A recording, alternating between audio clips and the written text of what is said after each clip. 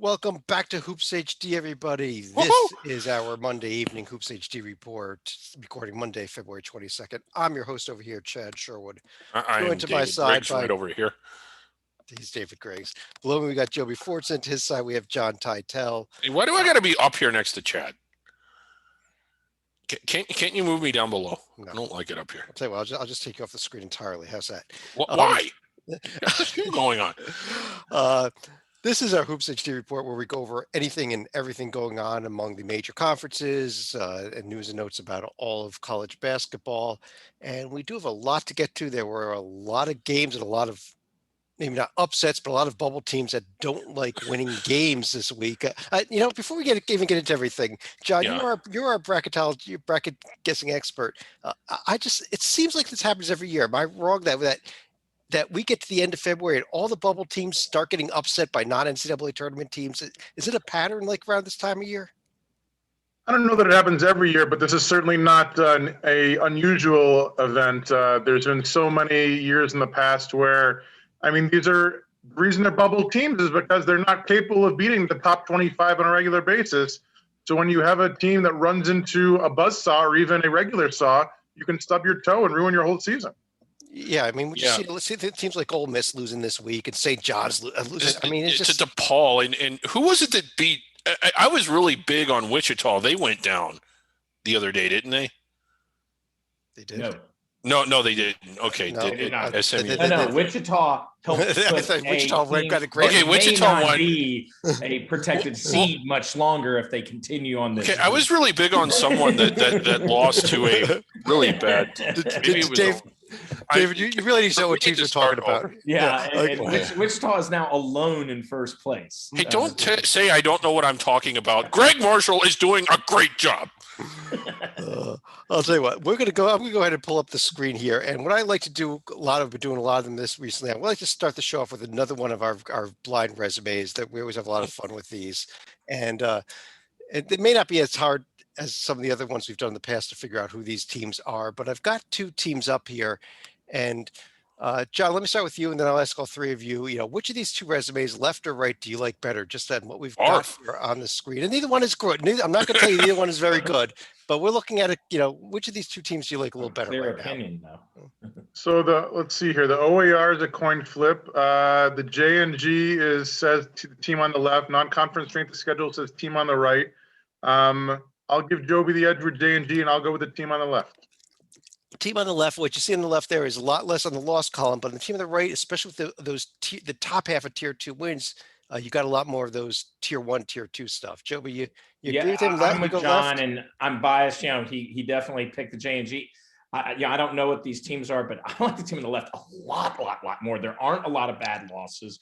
The one tier 2 loss is 32 at home. So they clearly are losing to a top end, NCAA caliber team, most likely, and 2 beautiful road wins. Yeah. There's not a lot of ton, but also 11-8, 14-4. That means a lot when the 8 is comprised of 2 just awful losses. I'm a little surprised. I thought at least one of you would go for the team on the right just because of the volume of those wins in the top 2 quadrants. David, would you go right or you could go left also? I would go left because of where it tops out, which is a little – I seem to be hung up on where resumes top out this year, and I don't know if it's because there's fewer games, so there's just less to look at. I'm going down a rabbit hole as to why I seem to be evaluating teams differently this year, but – last year, I would have probably said the one on the right, but this year they've got 2 really good road wins, 2 road wins that are better than the best road win from the team on the right. I kind of like the one on the left. Okay, you kind of surprised me. I have the one on the left because I thought I might be able to trick somebody to go for the team on the right here, especially with that win over number 9 by 1 point this past weekend. I think, Joby, you just figured out who the team on the right was. We got on the left, we got Colorado State, a bubble team by everybody's standards. Duke on the right there, a team that has been off the board for a long time, but might be creeping back in there. Titel, especially with the win they just came off tonight, dominating Syracuse at home, just adding to those top 2 quadrant wins and the huge win over Virginia. Are we close? Is Duke close to your bubble now? You're getting very close. Obviously, if you can beat Virginia, even if it's at home by 1 point any year, even this year, you're certainly in the conversation. And the fact remains, the 3 remaining games all give them a chance to get a bunch of tier 1, tier 2 good stuff. Unlike Colorado State, who should probably go down unless they beat Air Force by 50. Well, time out. Those Oh, are wait a minute. those are front range Those games. are front range games. Those are major rivalries. Those are major rivalry games. Walk into that one. Oh, God. Let's actually start the show. Now I was going to make a joke about how, like, Colorado State has to deal with a big rivalry that Duke doesn't know anything about, but that was, right. Anyway, let's start things off though with the ACC and Joby. Your Who's did fall in that game Saturday at Duke against this now red hot Duke team. Your thoughts on Duke actually? Well, Duke, yeah. I mean, I'll be honest. Yeah, you have a chance that Virginia failed at a very important lesson. If you have Dracula on the, in the crypt and you're holding the silver stake, put it in the heart, because he will come back. And I have a feeling, especially with the Syracuse game tonight, Duke is rising up. You saw that remaining schedule on that profile that Chad had. Louisville at Georgia Tech, at North Carolina. Those are all going to be, if you get them, tier 1 wins, if you get them, or Louisville tier 2, but a strong tier 2 win. Duke's profile would probably, if they were to sweep that, and that's still a huge if, they would be someone to look at. And how would the committee look at this? Jim Boeheim got a lot of criticism, if you're paying attention to the blogs and the Twitter, for what he said about Jalen Johnson, which I didn't think it was really that off. He said Duke is playing their best ball in the last 2 games since he's not been there. They've beaten NC State. They look at what they've done. They've beaten NC State. They beat Wake by 24 at Wake. I remind you, Florida State almost lost at Wake at the previous game at Wake. Beat a top 10 team. And then tonight, a fellow bubble team, as Lenardi said, to quote Lenardi, it was a play-in game. It was a play-out game. The loser's out. Well, Syracuse is out, not Duke, and they did it in style. That 85-71 score is actually misleading because Duke was up at points by 20 to 30 points at points. So Duke has found something. Hurt can make any shot. He's completely on fire. And Stewart is a nice little addition. He's the leading ACC freshman scorer, which I did not know because it's been so quiet. Not Jalen Johnson, Stewart. And so Duke, you got to watch them. They're not in the tournament right now, but I do agree with a lot of people's estimates that they're in either that next 4 out, maybe not the first 4 out, but in the next 4 out. And with their schedule, they clearly have a pathway. They do have a pathway to the tournament, and they control their own destiny on that pathway, which was not, I didn't think would be the case the rest of this year. Yeah. And Chad, if I could jump in here real quick. Duke is one of a few teams, and normally by the time you get to the last week in February, we're about 26, 27 games in a normal year, and you kind of are who you are at that point. That's not to say teams don't get hot in the conference tournament or pick up big wins, but it seems like this year Duke is one of a few other teams that are just playing like top 25 caliber teams all of a sudden when they hadn't at any other point. And how do you evaluate a team like that if you're on the committee, whereas most of the time you might have 1 or 2, if that? This year there's Duke, there's North Carolina, I would argue Kentucky, although they're so far out it may not matter. But teams that have not looked good all year have started to look good this last week or so. Yeah, and that's while last 10 games or last 12 games used to be actually on the team sheet, they did remove it from the team sheet. But I think recency bias still plays in just to the just because the team is red hot, and I think I'm on the committee, and I've got a team on a 5-game win streak and a team on a 5-game losing streak, and I've got to choose one of them. I'm probably choosing the 5-game win streak if everything else was dead even. But John, let me go over to you. According to my notes here, you wanted to talk about Syracuse. Would you like to talk about a different team, or you still want to talk about them after tonight? I'm with them. Just because they let me down doesn't mean I can ditch them. To quickly respond to David's point, the reason Duke, Kentucky, and Carolina, I think, are doing good in February, because uncoincidentally, they have more McDonald's All-Americans than any other team in America. So when you finally get these young guys up to speed, it just kind of clicks. Anywho, moving on to the Qs. Certainly a bad loss tonight at Duke, coming off of great wins at Notre Dame and at BC, and home wins over Notre Dame and BC the past 2 Saturdays. If Georgia Tech on the road next Saturday, I remember they used to just be a team that could not make a free throw back in the 80s and 90s. 80% from the line is top 10 in the country this year. And they do get some praise. 52 consecutive winning seasons dating back to 1970, the longest active streak in D1. And it's a lot due to Buddy Boeheim, the coach's son, during the 3-game winning streak. 19 points a game, 10 of 18 behind the arc, and 2 steals a game. Kept it going tonight with 21 points, 5 of 9 from three-point land, and another 2 steals. Yeah. We never did reflect on what a solid recruiting job Boeheim did to land him. Oh, but he didn't get his other son, so that was kind of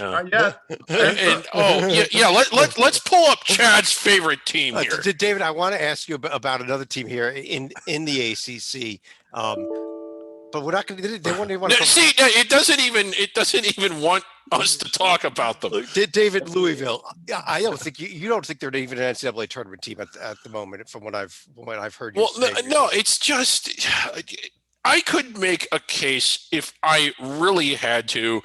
Virginia Tech and Seton Hall are decent road teams, albeit not very good road teams. So to get those 2 wins is at least decent. And Pitt at home has been okay, but that in and of itself Georgia Tech and Duke now also. The Duke one. Georgia Tech's not a very good road team, and neither really is Duke. I mean, although Duke is playing better now, but like Kentucky is like there just isn't anything there. And what have they done when they've played tournament teams? They've lost by millions of points. 4 points to Clemson. 45 to North Carolina. Well, how about North Carolina? Joby, North Carolina did have maybe the win of the week. Oh my gosh! Even more, maybe even more so than the Duke over Virginia, just because of the score of that game. We laugh, and I mentioned that the Duke Syracuse game was worse than it looked. Believe it or not, the 99-54 game between Louisville and North Carolina was worse than it looked because North Carolina called off the Dogs up 50. I mean, it's like crazy. But North Carolina is the one quick note I'll say is the best thing that North Carolina did is what we mocked them for last week, which was going out and playing Northeastern, because it allowed them to get just a complete release of their rotation right. And Roy Williams said so. It got their team stable. It got them confidence, seeing the ball go through the basket. And then they're hitting Louisville coming off a pause as well, which was certainly a factor here. And we'll see how Louisville goes forward. And Louisville's got some really tough games with Duke and Virginia in the horizon. But North Carolina is a tournament team. They're not a protected seed, but they are a tournament team. And with their size, they're going to give trouble to a lot of folks. But if they're in a tight game, which 99-54 is not, they at one point in that Louisville game, I think, were 2 of 13 from the free throw line. So could you imagine if they shot a normal percentage? They may have won by 60. Their big guys cannot hit free throws. As much as I love how Bay Cotton plays, and it will be very interesting to see them. I'd see them losing a close game in the NCAA tournament if it comes down. I've got the upcoming schedule. And interesting, we have another non-conference game that North Carolina was able to add midweek. They are hosting Marquette midweek here. Not a win that's going to particularly help them, but it's not. But I think it's a decent opponent. You also have a few other interesting games, assuming we get these games in here, including Florida State, North Carolina, Louisville at Duke coming up this week as well. Yeah, in about Louisville, the consensus among the bracket guessing community is that Louisville's inside the bubble, and while they're not right all of the time, they're right a lot of the time. Has Louisville done enough to get in if they hold serve? And by hold serve, I mean beat the non-tournament teams, but not beat any of the tournament teams the rest of the way. What do you call Duke and Cameron? I mean, that's might be a very. I would say that I would say that would be a loss. That would be a big win. That would not be holding serve. Right, and so I think Louisville is exactly where you think they probably are, David. I actually think Louisville has slipped to maybe a 10 seed. However, I don't even think they're that good. Yeah, but I think they're about a 10 seed. But that's the committee waiting. Okay, what do? You're off pause. We Yeah. might give you a little pass going to Chapel Hill because of that unique factor. But then if they go and Notre Dame beats them, they need to beat Notre Dame. And Oh yeah, like Notre Dame at home, or they are out and having to claw their way back in, and then all of a sudden they have to beat Virginia at home in the Yum Center to close out the year. And that's something you don't want to do if you're Louisville, given your record against Virginia recently. Okay. Before we have to change the show name to LouisvilleHD.com, let's move on to another team here. Because David, I think we could debate this for the next 2 weeks, and we'll see. I think that hopefully it'll come to fruition. But I want to move on to the Big Ten now, conference now with 3 teams in the top 5 in the nation. Yes. Michigan, after the huge Michigan-Ohio State game, which David, we saw Michigan come up with the 5-point win in one of the better, normally when you get game built up like this, it ends up disappointing, and it really didn't disappoint at all. No, not at all. It was just a well-played game. It was nip and tuck. It was back and forth. There were big momentum shifts. There were big plays made. And while it didn't come down to the wire with, 90 seconds left, it was still up in the air. The other couple other games to note, but let's start with Iowa as well. John, huge win at Wisconsin for the Hawkeyes. Who have they fixed what was going wrong? Clearly, huge month for them so far. Past 2 weeks, beat Rutgers, Michigan State, Wisconsin, and Penn State, in large part due to the 3-point shooting. 40% behind the arc, top 5 in the nation. They do have the hardest road trip of any team all year this week, at Michigan Thursday, at Ohio State Sunday. Good luck. Congrats to Luca Garza, not only for his season, but for his career. He became the all-time leading scorer in school history last weekend. But the X factor for this team, sophomore guard CJ Frederick, 16-3 when he plays, 1-3 when he does not. I have them as a 2 seed right now. I don't like them that much, but if it's any indication to how well I was playing, I am now a believer in Iowa. I've been dogging them for most of the year, but no, they're legit protected seed. I mean, they just obliterated whiskey. They did. Another team, but they really coulda, shoulda with Penn State at home, and this is not a team that you want to be placing a ton of faith in going forward, because they are primed to be one of those protected seeds that does not make the second weekend. And I'm very serious when I state it. Joby, I'm going to pull up Maryland's profile. I hate to do it because it was my team. It was one of their big wins. But a 3-0 week, a 3-0 against a tournament team. Yeah. But Joby, this Maryland team a week ago was 10-10 against Division I, and we said this. We were sick of the idea of putting a 10-10 team in. They get Nebraska twice at home. I think the Big Ten gave them a gift by scheduling that, but they got those 2 wins. Now they win at Rutgers, up to 13-10 against D1, solidly in the field now. Yeah, well, not even just solidly in the field. It's exactly, and I've quoted Rocco on this, and so I'll give him credit for saying it first, because he was accurate, and he is accurate. Maryland is not going to be in the play-in game, guys. They're either going to be an 8 seed. The J&G has them as a 7 right now, an 8 seed or out. And the thing is, David, you were saying, hey, it's not fair. What if they had a bunch of bye games? Well, they got Nebraska twice. There's your bye games. Okay. Yeah, there you go. They're your bye games. Yeah. And they got them. And then on top of that, now you would have never said that when Tim Miles was there, but now that he's gone.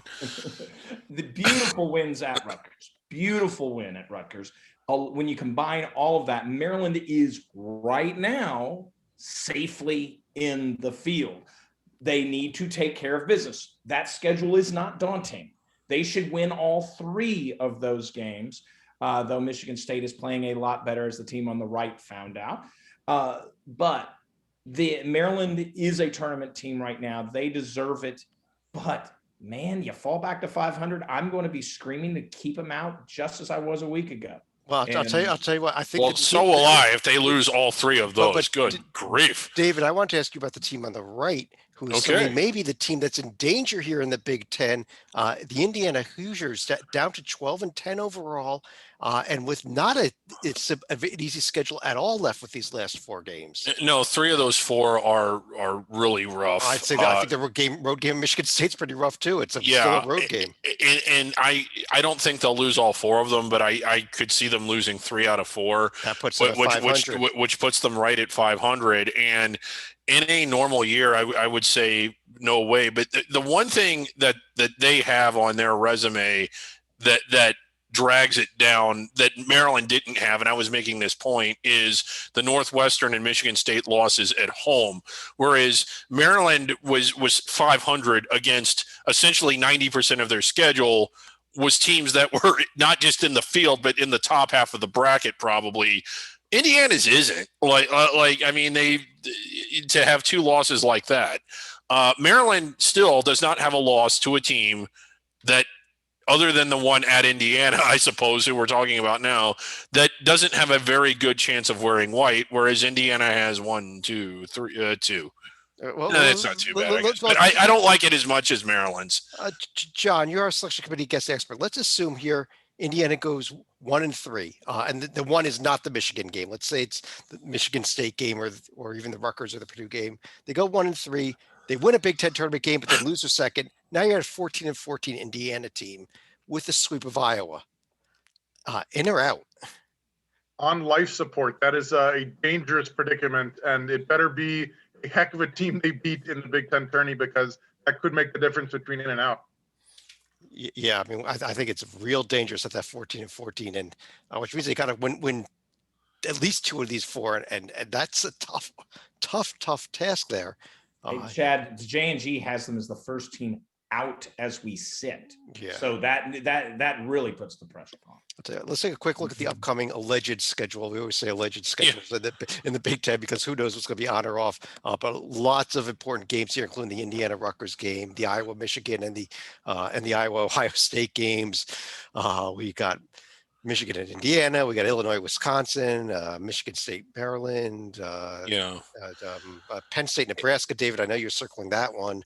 Yes, I am circling that, and I'm putting the parental lock on, so I do not even by accident turn it on. Let's jump over to the Big 12 conference, though, and John, let me bring you back in here. Real quick, Big Ten question, real quick, just yes or no to the three of you. Is Illinois good enough to play their way up to the 1 line? Yeah, they would have to. They need help. They do need help from Ohio. I don't think they do, because they're going to get a shot at one or both of them in the Big Ten tournament. They need help from Ohio State and Michigan. They can't just play the. I guess you're right. They win the Big Ten title. They're without a doubt. Well, the coaches voted them higher than Ohio State today. This is an Illinois team. Their resume. Yeah, spotting rules of pollsters. Oh, Team A lost, so we must drop them over Team B. It didn't matter if Illinois was there or if North Texas was. Yeah, I'm with you on that, Joby. I would have it as it is now, 3, 4, 5. But this Illinois team is on fire right now, and like their resume isn't there yet, but they're good enough to where they could beat Michigan or Ohio State, or even both in the conference tournament. And Dosunmu might be passing Garza for Player of the Year. Yeah. Anyway, thank you, Chad. Let's move on. Let's move on to the Big 12. And before we get to the what's going on with Kansas and West Virginia, John, I want to start a little with Oklahoma here, who is now sitting there, I guess, second place, although you don't know with the way that we just saw the Horizon League just randomly pick teams out of a hat to do their seeding for the conference tournament. But now up to, according to the coaches in the AP, should be a 2 seed. Are you there on Oklahoma at this point? I am. I don't have the AP calculus credits to figure out the conference standings, but I can tell you for sure that the Sooners are for real. They did lose at Texas Tech to open this month. They've won every single Saturday since then. Includes a sweep of Iowa State and a double overtime win over West Virginia. They have an easy trip to Kansas State this week, and then series of the year, Bedlam home next weekend. Can't wait for that. Ooh. Great interior defense, only allowing 44% from 2-point range, top 15 in the nation. And it's not, I thought it was going to be Brady Manick's team this year. It's senior guard Austin Reeves' team. He missed the Texas Tech game because he was in COVID protocol. He's been amazing during the 3-game winning streak. 21 points a game, 21 of 23 at the free throw line, 7 boards, 5 assists a game. I have them as a 3 seed. John, they won the Alabama game without him. I mean, that's amazing. That's actually the game, because it's outside the Big 12 bubble, that I look at their profile and say, wow. And I'll tell you, you go, wow. one note on the Big 12, there is another week of the Big 12 season before the conference tournament. They should hopefully by maybe the next few days here we will find out who they're going to be scheduling. They kind of left a week open at the end for makeup games, which there's tons of makeup games that they can Yeah. throw in there. So we will have additional games added in here in the Big 12. But Joby, let's talk about Kansas here. The team, now 5 in a row. This team was heading down towards about the 7 line. I got the back as right there on the 4 line, I think. At this point, I agree with you. I think they're on the 4 line. I think thank you to the SEC teams for not taking advantage of their placement by the committee on the reveal. Kansas is one of those teams, I think Florida State being the other, that has taken those SEC schools' spot, and deservedly so. They already had the hefty wins, but they were just piling up loss after loss, and they were tier 1 losses. But it's like, hey, you got to win some games, guys. They listened. They have the last 2 games on their schedule, at least as they sit. We'll see how the whole Baylor COVID situation goes. Very interesting. Should be a lot of fun. Kansas has earned their spot. They could slip back down just because the Big 12 is so tough. But I feel like the stabilization has allowed a lot of people to go, okay, Kansas, very solid team. I think they're probably on the 4 line to stay, but we shall see. David, the other huge win this week was West Virginia coming back from 3 million points down to win at Texas. Just what a fun game that was to watch. The style of play that both of them play, it's fun when they get together. But yeah, really impressive to be down to a team like that and to be able to force the comeback with all the momentum going against you. So West Virginia's ceiling, while not as high as Baylor's perhaps, is pretty damn high. This is a team, and look at that profile at Texas Tech, at Texas, at Oklahoma State. There is a lot of good wins on there, and this is a team that they're a protected seed. They're a second weekend team. They're really, really good. I think West Virginia has as good an argument as Oklahoma when you're talking about Big 12 teams pushing each other aside, trying to get to that 2 line. Yeah. Yeah, great profile. And Texas still has a very strong profile as well. Texas Tech still has a strong profile, even though they're 6-6 in the conference. And Oklahoma State tournament team, but probably not in that battle for a top 4 seed. But here's the upcoming schedule. I just double checked. As of right now, Baylor is set to go tomorrow. It's supposed to be playing tomorrow night against Iowa State and back on the court. So hopefully we will see the Bears this week. They need that warm up, but Thursday. Wow. West Virginia. At Baylor. You see they're cramming these games in here. We got Kansas at Texas allegedly coming up tomorrow night. We've got Bedlam. We got Texas Tech. We got Bedlam again. Yes. How about that? Bedlam 2 days. Yeah. Plain and simple. So this should be, especially if we actually get all these games in, especially, this should be a great week of Big 12 hoops. As we record this right now, Texas Tech and Oklahoma are playing Oklahoma State. Texas Tech and Oklahoma State are playing in a tie game really late in the first half as we record this. I've got that game on and another one that's making my eyes bleed. Let's jump over to the Big East Conference. How about that? Where I don't know that we saw anything in terms of big wins this week. I think what we saw was big losses this week. And maybe we should start with one of them being Seton Hall going down on Saturday to Georgetown, a team that you told us a couple weeks ago that was just awful, right? Still are mostly awful. I still can't believe that I'm mentioning them this year. But when you're 0-5 from mid-December to mid-January, I throw in the towel, and then somehow they've won 4 of 6 since getting back on the court. They have 4 games left in the regular season. 2 of them are UConn, so they could ruin the Husky season somehow.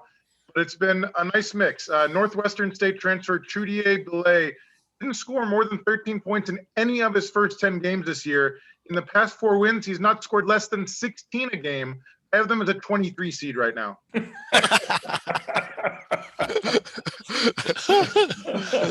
So that's what, about a 12 seed in the NIT? That's the CBI. That's beyond the CBI, maybe. David, Xavier, they lose to St. John's team, who not even that good of a loss because St. John's turns around and loses a home game to DePaul. They struggled with Butler, squarely on the bubble for the Xavier team, especially with the lower number of games. Right. And to our good friend John Stalica, who, this is his alma mater. He loves them. And we love him, so we want him to be happy. I'm inclined to think that this is a Xavier team that had one really good game, and that one really good game was uncharacteristic. And what they really are is a team that sweats out Toledo and Cincinnati and Providence and these teams. Like when you look at their wins, they're close wins against non-tournament teams. Eastern Kentucky, Kentucky. I'm down in quad 4 here, by the way. Yeah. So I don't think that while they did it on one day, and man, they looked fantastic when they did it that one day. It was one day. I don't really have any confidence in them to finish strong. If you look at their last 4 games, 3 of them are against non-tournament teams, and it wouldn't shock me if they lost one of them or even more than one. If they There's don't that red beat hot Creighton, Georgetown team. Yeah. if they don't beat Creighton, which I think is a safe thing, even though it's in Cincinnati, if they don't beat Creighton, they cannot lose one of those road games. They cannot, even Providence, they cannot do it because they are right on the razor's edge. And then the reality starts to come in for David's point of, might have just had one good day. Yeah. Well, Joby maybe just had 2 good days on the right there. Maybe it's just one. I don't know how good the Big East is. I'm just going to lay it out there. Yeah. I don't know how good this conference is. Connecticut is in a very similar spot. Poor Georgetown, all these people having to play in Washington, D.C., with their tournament hopes on the line. Connecticut is probably on the right side of the bubble right now. But both of them and Seton Hall, we'll get to them, after their loss. But it seems like everybody in the Big East is just stumbling along.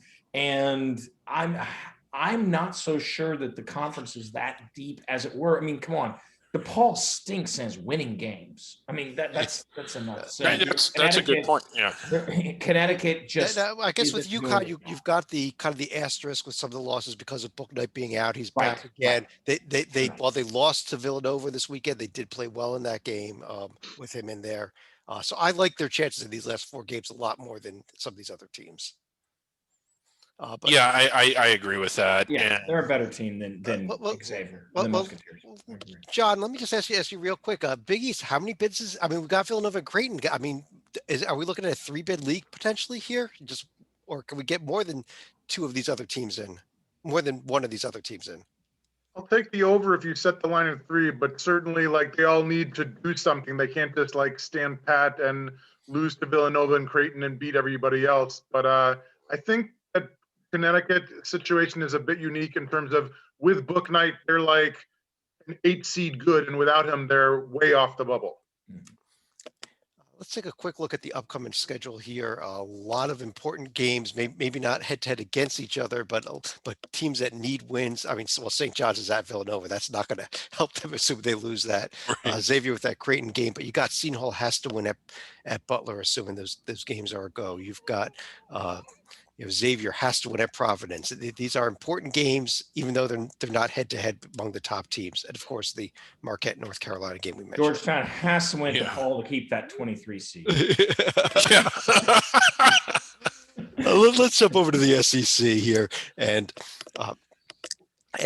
talk about the hottest team in the SEC. Is it Kentucky? It is, strangely enough. I mean, 2 weeks ago, they should have beaten Arkansas. They had the devastating 1-point home loss. And I thought this was another team we could throw the towel in on the towel. But 3 wins in a row, a 15-point road win at Tennessee last Saturday. Amazing. They do get the entire week off, and then they host Florida Saturday. I want to talk about Isaiah Jackson, the freshman big man. First 17 games, he only made 5 free throws once in 17 games. The last 3 games of the winning streak, he's made at least 5 in every single game. He's getting to the line and making them when he gets there. He's also adding 8 boards a game and 2 blocks a game. This team is going in the right direction. I would not want to play them next month. I'll tell you though, we'll throw a little bit out there. The win over Vanderbilt on the road, bad Vanderbilt team, only a 4-point win. They really struggled in that game. So I think they showed a little bit, but they still have some problems though. If you haven't seen, coaches aren't shaking hands this year. They're just sort of waving. That the exchange between Calipari and Stackhouse at the end of the game, I laugh at it even now. It was great. Google it. Joby, are we now all in on this LSU team after what they did? Not the fact they beat Auburn, but 104 points.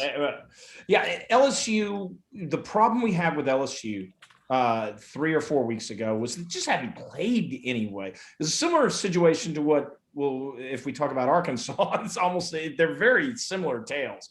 And with both teams, LSU finally got to fill in with it seems like everybody's beating Tennessee now, but they beat Tennessee, who is legit, who's legitimate in the field, not as a protected seat. But, and they didn't have any bad, they didn't have any good, but now they have a lot more good. And the Auburn win was nice, but the Arkansas win is starting to look good as well. And so LSU, I think, is solidly in this field. They have to really stumble. If they I even think they could lose the at Georgia game and at Arkansas game as long as they beat Vanderbilt and win a game in the SEC tournament. I would note they still could find their way into the first four. And I would note also the SEC does have room to add a couple more games in the final week as well, so we could see at least one more game. They did schedule it to the middle of next week, but the last weekend of the season we could see all these SEC teams getting an extra game added in. Let's take a quick look at the upcoming schedule here, though, in the SEC this week. We have, assuming we get these games in, kind of circle that Ole Miss Missouri game after. Yeah, that's a big David. one. After that Ole Miss lost to Mississippi State, they really need that. Assuming we get this game in. Yeah, that one's big. And as I know that this is more of a showcase than it is a stakes game, but this Alabama-Arkansas game is going to be a lot of fun.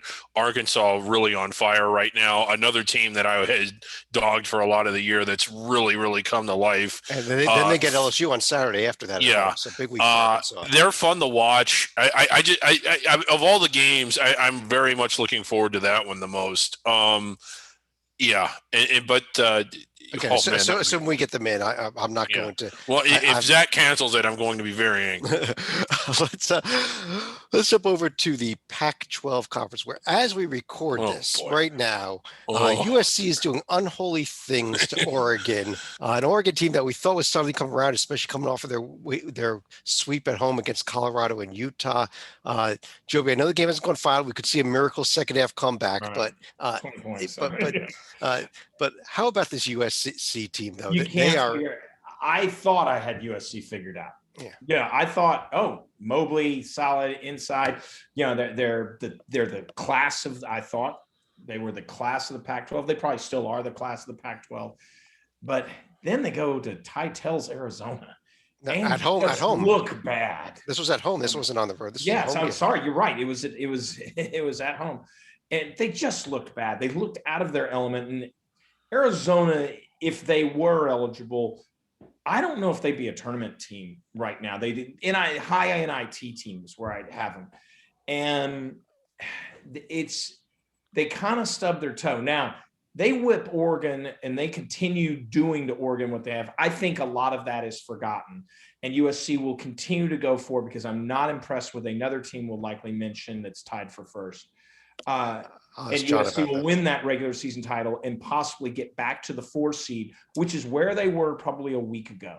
They're now on the 5, but at least right now for USC, they're floating 4 and 5. They're going to be fine as far as tournament. Andy Enfield's done the right things. John, what about the team that's tied for them in the standings and gets to play them one more time that I pulled up on the right there? What about the Bruins? Finally, we get a rivalry that is worth checking out in LA. The Bruins lost 2 games in a row to start February. They turned it around, won 3 in a row since then. As Joby mentioned, a home sweep at Arizona schools, including a 1-point win over ASU, which I assume we all think is like a tier 5 win at this point. They have a road trip to Utah. I agree. They're doing this all without Chris Smith and Jalen Hill. Like, you need to depend on sophomores like forward Jaime Jaquez. Very versatile. 25 points and 3 steals against my Wildcats. I think it's 10 rebounds, 4 assists, and no turnovers against ASU. He does a little of everything. I have them as a 9 seed right now. Unfortunately, they're not getting those players back is my issue. I agree with your seeding, John, but I think they are precarious. They are not playing well. That their wins don't impress me. The Sun Devil win, you're pretty happy to say, is the marquee example of that. But yes, I think UCLA, they're a tournament team right now. Don't get me wrong, but they have the potential, if they go to Utah and Colorado, if they go out to the mountain and get swept, have to come home to play USC, who I think is a better team than them, 0-3 is not out of the question. And that puts them not just outside the bubble, but not forgivable without a Pac-12 title, tournament title in their pocket. David, I pulled up Stanford on the left there because a little bit of news. The NCAA officially decided to designate their games that they were playing in Santa Cruz as neutral court games because they weren't controlling the tickets and things like that, as opposed to home games, which first of all changed some of the numbers for the net. Also, it moved their UCLA and their Arizona home wins from tier 2 up into tier 1 wins, making the profile look a little bit better now. But it's still a team that is right there squarely on the bubble, is it not? I would think so. I might be reading into this wrong, but the question is, why did the NCAA decide to do that? And one of the things, as you know, the committee in constant contact all year long, weekly meetings, conference calls, and whatnot. And I'm guessing that it had been pointed out that in their evaluations that Stanford was not playing at home. Like, these are not home games. And I don't know which committee member is in charge of monitoring the A10 or the Pac-12 and reporting on that. But like, after each week saying, well, these aren't home games. Well, these aren't home games. They may have asked for them to be switched. Now, I don't know that. I'm supposing that. But the one thing I take from it is that the committee is paying close attention to the circumstances in which these games are being played, not just top 50, top 100. I mean, it's a little more in depth than that. So it could be the reason they were moved was because the committee asked that they be moved. And I don't have a problem with that. They weren't home games. I mean, let the profiles show that. But to answer your question, at least for me personally, it doesn't really change my opinion of what I thought of them. I think the reason you're right, David. I think the reason the committee did this is because they're on the bubble, because they're being discussed, and because their profile in these committee meetings, these early touches that the committee's doing, they're having these debates at that drill down level, and they wanted to just clarify it. And I think it does improve their profile just because I think the metrics will improve their profile. In the J&G, even after the loss to the Washington State. So even though they lost to a subpar, to be kindly, Washington State. Yeah, great game. The two neutral wins, the 2 wins going to tier 1, their ranking went up 3 points at the same 3 ranking spots at the same because time. of the move of the other 2 teams, not because because they lost in triple overtime and the loss. Right. When you combine the loss in triple overtime, but 2 moves in tier, it moved from, now, albeit it was moving from an 11 seed to a 10 seed, but it moved them from an 11 seed to 10 seed right now. You're talking about the J&G? Yeah. Yeah. Well, my thing is, I only say that because you're going to get these brain dead bracketologists saying, well, the NCAA changed the rules. And because of that, the committee took Stanford, whereas had they not done that, they probably don't get it. No, that's not. I said this on Twitter today. The only thing the NET in the quad system really does is arrange how data appears on the page. The committee knew that already. And not only did they know that, I have a strong suspicion the reason it was done was because they asked for it to be done. Well, and again, look, when you're looking at the UCLA and Arizona wins, top 50 neutral court wins is tier 1. They may be tier 2 wins by the end of the season anyhow. Right. Yeah. If UCLA goes on that losing streak that I think is potential, they'll be not top 50. Yeah. Okay. Quick look at the upcoming schedule here. I don't know what's on and what's not on in the Pac-12. Allegedly, UCLA and USC are going to be in Colorado, which should be good games. Allegedly, Oregon at Stanford. I don't know for certain. We don't know.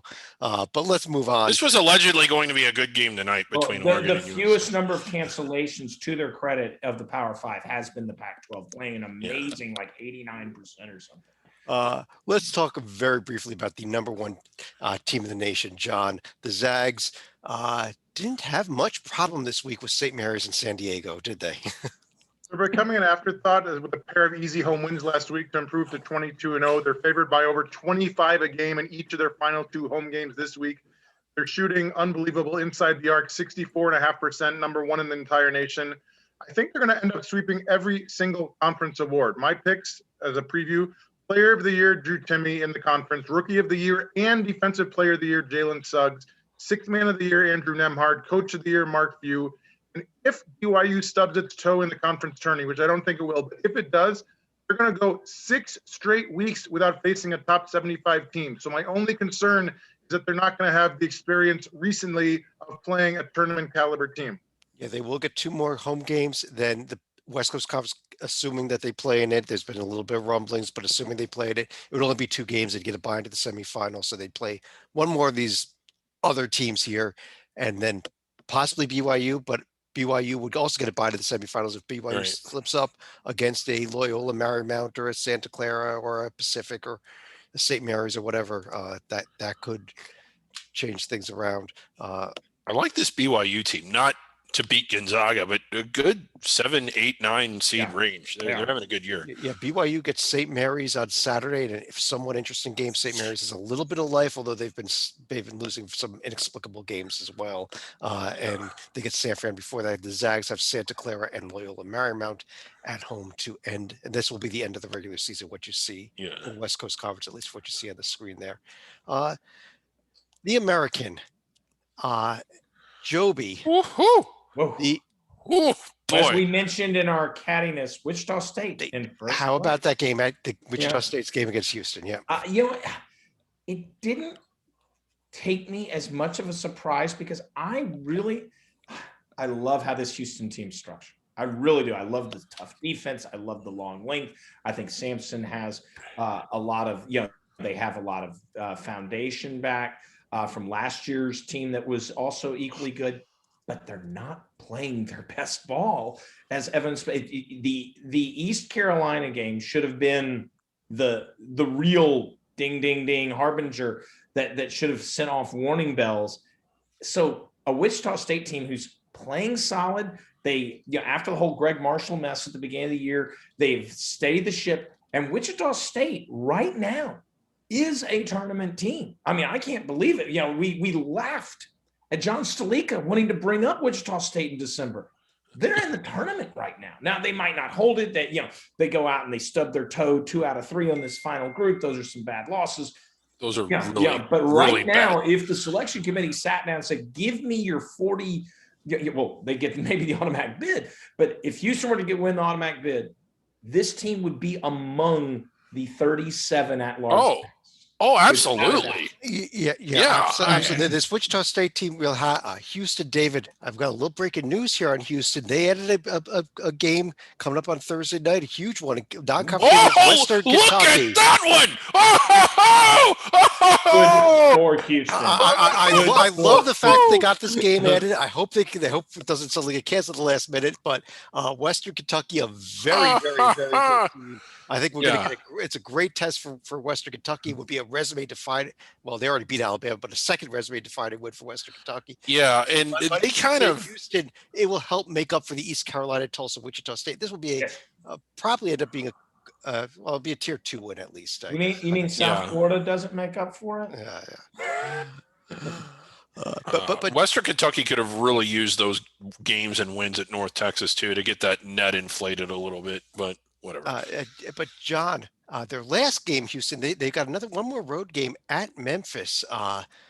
Memphis is a team that should have played Houston twice. The first game got canceled because they got shut down. How about the Tigers? Do they still have a shot at getting in this thing? They do, although you see what happens when a team from this conference plays Western Kentucky. It doesn't always go so good as it did last November. Very deceptive resume, though. I agree that this is probably a 2-team conference with Houston and Wichita. Tigers are not going away just yet. 7-2 since Christmas. The only 2 losses on the road by a combined 3 points. They have 3 straight teams who are outside the top 100 before Houston comes to town to finish the regular season next month. The only thing worse than their opponent's 27% shooting behind the arc is their own 62% shooting at the free throw line. They really need to clean that up. And they've been getting it done with Virginia Tech transfer Landers Nolly. During the 3-game winning streak, 17 points, 5 boards a game. A little concerned about his 3 turnovers a game, a bit high, but if he can hold on to the ball, I think this team could create some problems. And the other thing about Memphis, 9-1 at home. So, I mean, Houston is not just going to waltz in there and come out with a win. They can win. They probably will win, but they better not overlook them. Absolutely. The upcoming schedule here, I should be coming on the screen in half a second here in the American. We mentioned the big one, the Wichita State game against the Western Kentucky game at Houston. Wichita State's got SMU at home on Sunday in a tough SMU team that they really got to find a way to win that game. They can't afford to slip up against the SMU team with that'd probably be somewhere in the NIT if we at least had a full NIT field this year. I don't know if they're necessarily going to make with a shortened NIT field, but right now they would be a 4 seed in Okay. NIT, and they're only 4 seeds. Yeah, there's only 16 teams, so they're on the NIT bubble. The Mountain West Conference, though, is the conference we start off the show with that, talking about Colorado State. But John, how about Boise State, who we had Utah State kind of sitting there at the top of the conference, despite the fact that their resume is weaker than anybody else. Boise took care of that this week. We've talked about some teams like Kentucky and Iowa who've had really good weeks. Hard to find a better week than Boise State, a home sweep of Utah State. They do head to San Diego State for a huge doubleheader this week. We'll see what they're made of. And senior leadership, Derek Alston has been amazing the past 3 games. 25 points a game, 12 of 21 behind the 3-point line, 16 of 18 at the free throw line. I have them as a 10 seed right now. Yes, David? Yeah, I really like this Boise team. It seems like everybody else likes a team a lot more than I do, and that's this San Diego State team, who I think is good. I don't think they're anywhere. Yeah, pull them up, like pull them both up. Looking at them side to side. Yeah. Go ahead. So, well, one of the things you'll notice about San Diego State's profile as soon as it populates on here is that there just really isn't anything on there. A home win against UCLA, not the best road team. I would argue Colorado State at home is maybe a little better, but not by. There just isn't anything there. And you go to Boise, they've won at BYU, they've won at Colorado State. They had the sweep of Utah State. They went up against a Front Range team and won on the road. You don't just do that. I mean, we've all covered that. But I mean, they're in the same conference. It'll sort itself out. They're about to play each other, but what is it that's making the voters and the bracketologists and even everybody else except me at Hoops HD lose their minds over this San Diego State team? And for what it's worth, I was big on them coming into the year. I said that I thought they had a shot at a protected seat. I would note again, this is another conference that could add more games in after what you see on the screen there. There is another week, but Joby, what a series coming up, this Boise State San Diego State game. And David, what they like about them is the recency bias of last year. And now they're ranked. And I don't know, they shouldn't be ranked. I mean, once again, I'll refer back to the J&G. It's 47. That means inside the bubble. That means first 4. I think. Yeah, that's about I'm right. Probably where you are on them. I think they're a first 4 level team. But they go out, they beat Boise, even though it's in San Diego. You sweep Boise, I think they're in this field, assuming no other further games and no Air Force like loss. But Joby, I'd say a split's all they need, really, because it gives them one piece at the top there. But Joby, here's my argument on San Diego State. You've got so many teams on the bubble with such garbage at the bottom, the bad losses. Right. You've got a clean loss column here in San Diego. Well, San Diego State would have to. Very good point, Chad. But that means in the Mountain West tournament, they better lose if they don't win it, obviously. But if they better lose to Boise, Colorado State, or Utah State, I think not Boise, use Colorado the UNLV. State. They can't do a UNLV thing. They can't do a UNLV thing. They can't do a Nevada thing. Yeah. I mean, which are realistic losses if they don't bring their A game. But you know what? I will say this, and this is what I do like about San Diego State, and what makes Chad so confident in that statement.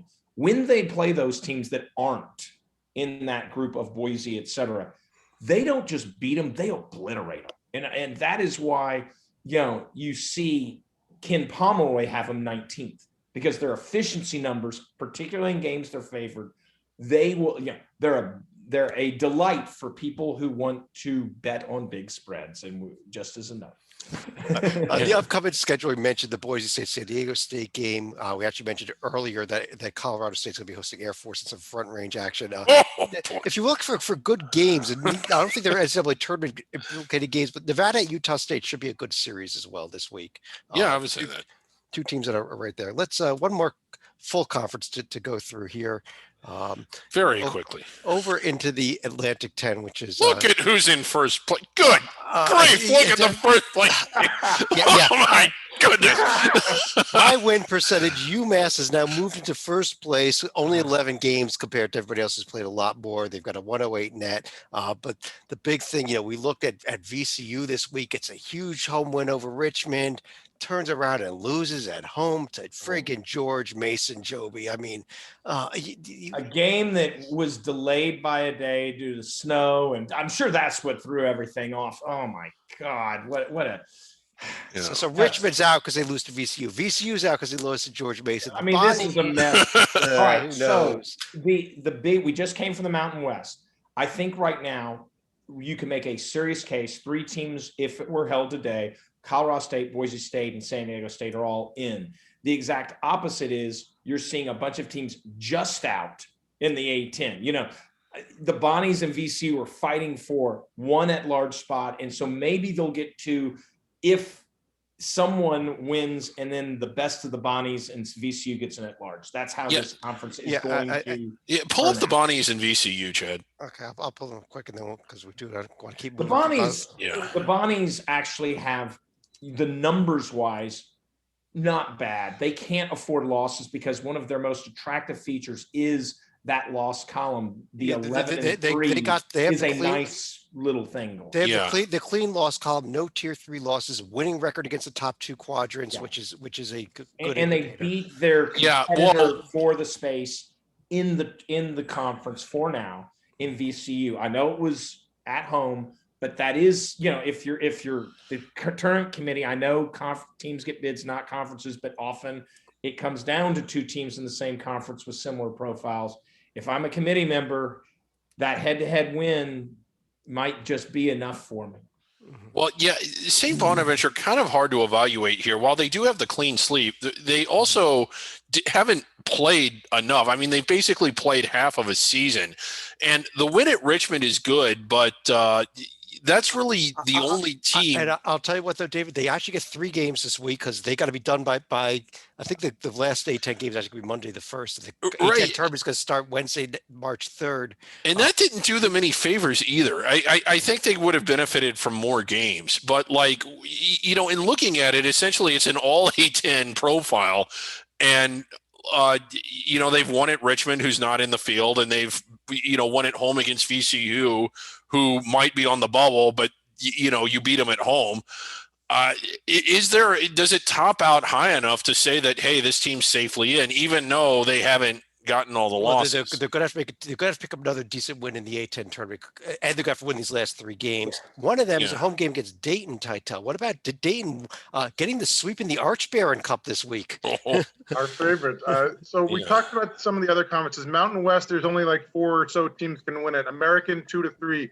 I think there's a good argument to be made that any of the top 7 teams in this conference can win this conference tourney. They can. It started out very rough, 2.2 overtime road loss at Rhode Island. Finished the week strong by destroying St. Louis at home by 23. Very winnable game at St. Joe's Wednesday before the Bonnies on next Monday. They've been very fortunate all year. Their opponents are shooting 63% at the line, second worst in the country.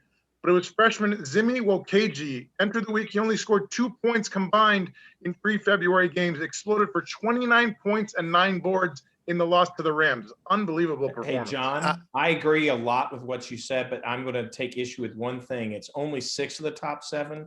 And ironically, the one that I don't think can number 1 first place team. I was going to say the same exact thing, Joby. You stole my thunder.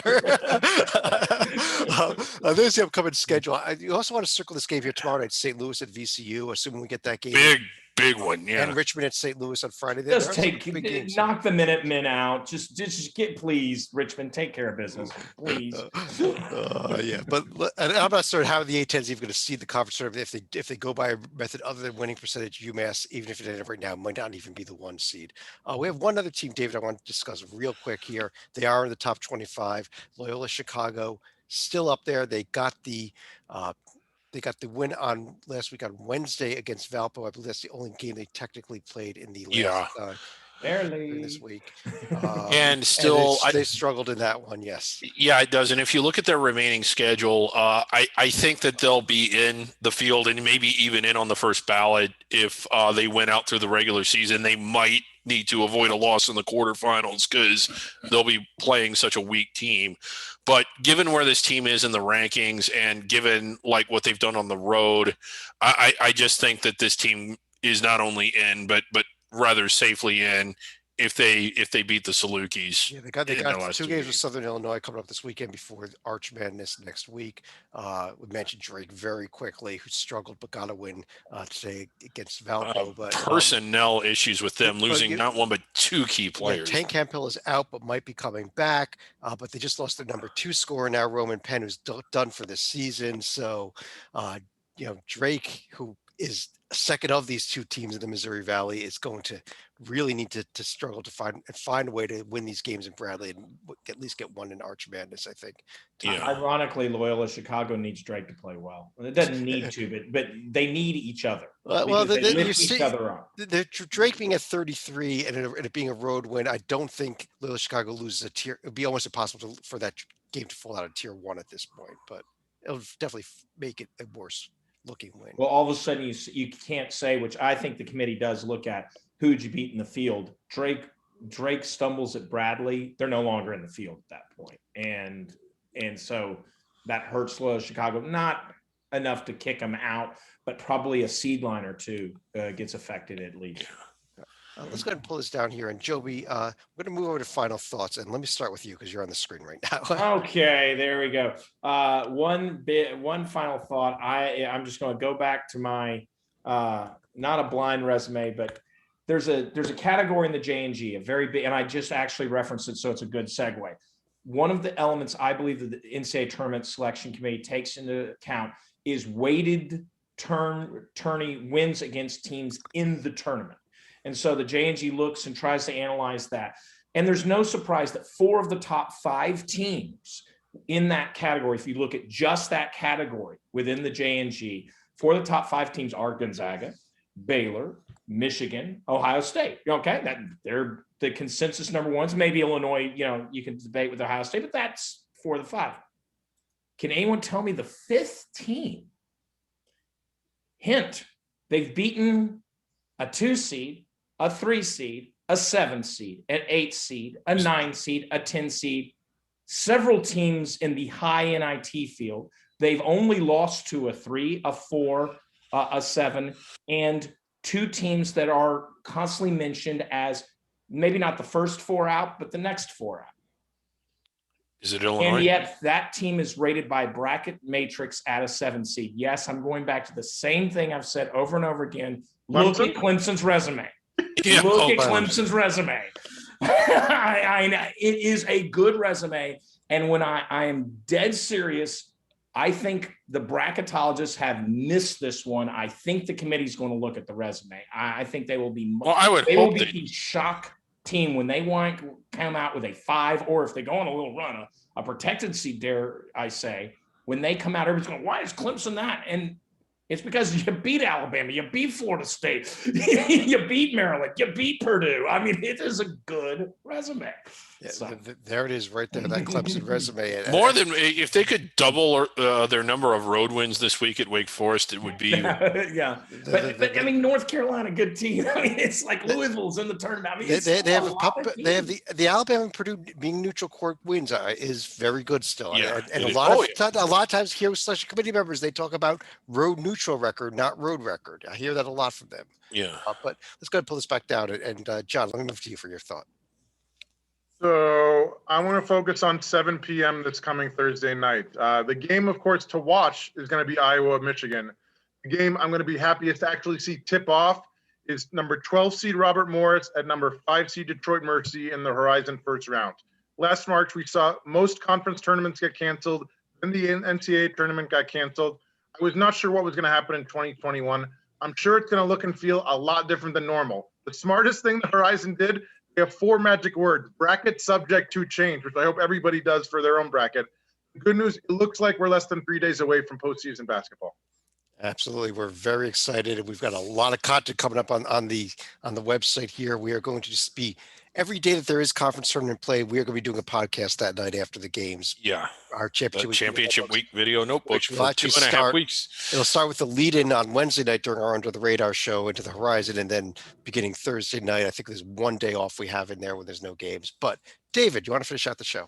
Yeah, getting down to the end here, and I know that this kind of goes without saying, but it hasn't been a normal season. I don't think it's going to be a normal postseason or a normal selection process. I know that every year there's unique challenges and unique things for the committee to consider, but never have there been this many irregularities and unique incidents and just, anomalies that we're going to see this year. I really don't know how it's going to shake out, what's going to be favored, what isn't. What I'm certain of is that nobody's going to be happy when they see the finished product of who was selected and who got in and who was left out. They never are anyway, but they're certainly not going to be this year.